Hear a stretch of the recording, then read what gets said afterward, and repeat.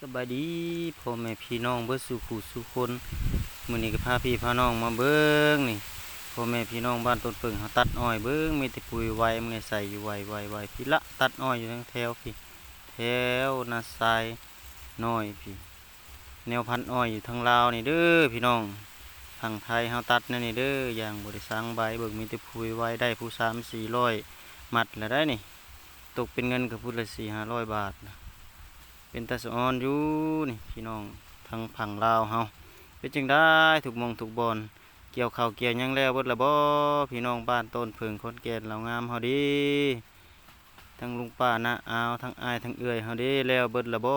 ทั้งผู้เฒ่ผู้สาวทั้งผู้บ่าวผู้แพรวทั้งแม่ห้างแม่ไม้เฮาดีสู้ๆเด้อแม่ห้างลูกหนึ่งลูกสอง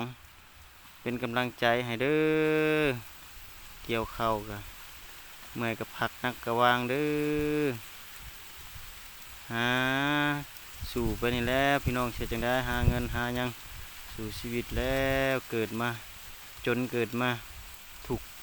เกิดมายากจนก็ง่ายถูกก็สบายพี่น้อง